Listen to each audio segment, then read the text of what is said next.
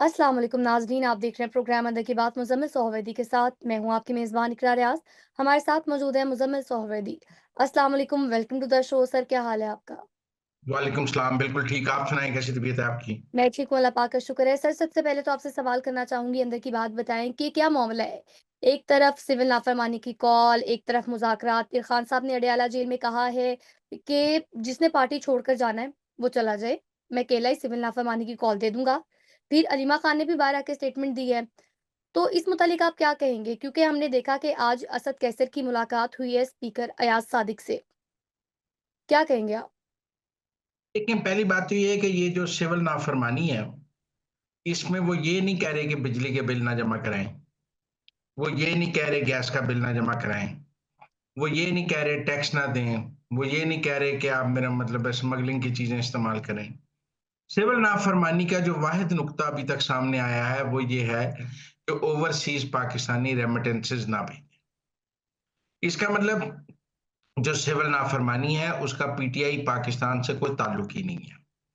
ये जुआ अब इमरान खान पीटीआई ओवरसीज पर खेल रहे हैं क्योंकि अब तक तो पीटीआई ओवरसीज जो है हर कॉल की नाकामी का पीटीआई पाकिस्तान को जिम्मेदार ठहराती थी और कहती थी कि ये कॉम्प्रोमाइज लोग हैं, ये एजेंट हैं, ये है।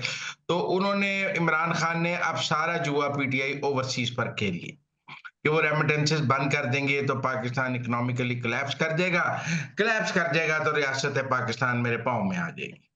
टेक्निकल बात ये है। अब ये एक उनका जिस तरह फाइनल कॉल का एक प्लान था कि लाखों लोग आ जाएंगे तो हुकूमत मेरे कदमों में आ जाएगी और मुझे डियाला से निकाल कर वजीर आजम बना दिया जाएगा। ऐसे ही उनका ख्याल है कि रेमिटेंसेस जीरो हो जाएंगी और फिर हुकुम रियासत पाकिस्तान और आर्मी चीफ मुझे डियाला से लेकर वजीर आजम बना देगा। ये उनका ख्याल है जिसके लिए वो सिविल नाफरमानी चला रहे हैं। एक मोहतात अंदाजा ये है कि ये इस सिविल नाफरमानी की कामयाबी के इम्कानात नहीं है, ये कामयाब नहीं होगी क्योंकि जो लोग रेमिटेंसेस भेजते हैं, वो अपने अजीज़ो अकारिब, बच्चों, बेगम, माँ-बाप को भेजते हैं, वो कोई हुकूमत पाकिस्तान को नहीं भेजते। अगर वो नहीं भेजेंगे तो उनके बच्चों की फीसें नहीं अदा होंगी या ये नहीं होगा, माँ की दुआई नहीं आएगी, बेगम घर का खर्चा कैसे चलाएगी, घर का किराया कैसे दिया जाएगा, भाई की फीस कैसे होगी। तो लोग अपनी अपनी ज़रूरियात के तहत पाकिस्तान पैसे भेजते हैं। वो कोई हुकूमत पाकिस्तान को सदका, खैरात या डोनेशन नहीं देते हैं। लिहाजा मेरा ख्याल है वो जो घरों की ज़रूरतें हैं वो तो पूरी होनी होनी है। आप ये कह लें कि जी वो बैंकिंग चैनल से नहीं भेजेंगे तो हुंडी से भेजेंगे। हुकूमत को चाहिए अगर सिविल नाफरमानी की तहरीक उन्होंने कही है तो हुंडी पे और क्रैकडाउन करें। पाकिस्तान के अंदर 1 रुपया हुंडी से नहीं आना चाहिए। अगर कहीं से हुंडी से पैसा आता हुआ पकड़ा जाए तो लेने और देने वाले दोनों को अंदर कर दें। खुद ही ये सिविल नाफरमानी नाकाम हो जाएगी। इस सिविल नाफरमानी की नाकामी हुंडी हवाले के कारोबार को बंद करने में है। लोगों ने अपनी ज़रूरत के पैसे भेजने हैं, लोगों ने कोई हुकूमत पाकिस्तान को चंदा नहीं देना है।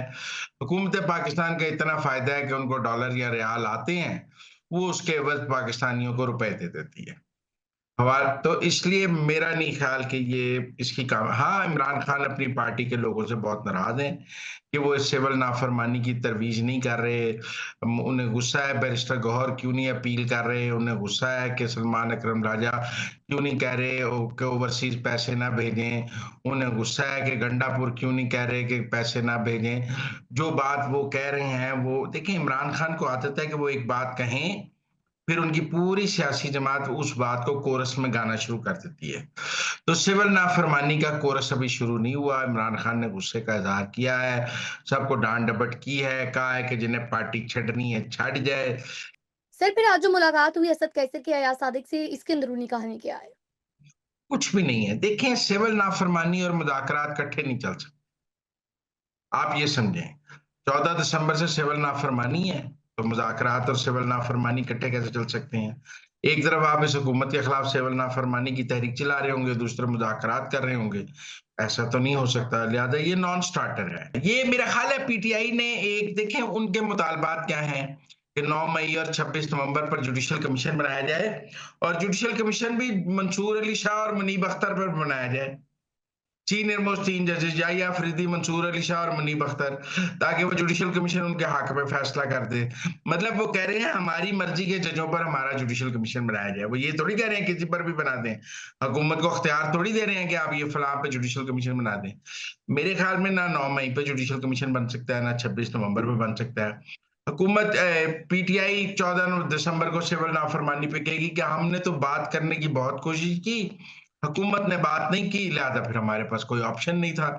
तो ये एक लेम एक्सक्यूज पैदा करने वाली बात है। सियासत में मुज़ाकरात मशरूत नहीं होते। मशरूत मुज़ाकरात तब होते हैं जब आप फतह कर हासिल कर लें। अगर तो पीटीआई ने फाइनल कॉल वाले दिन फतह हासिल कर ली होती तो फिर उनकी शराइत पे मुज़ाकरात हो जाते।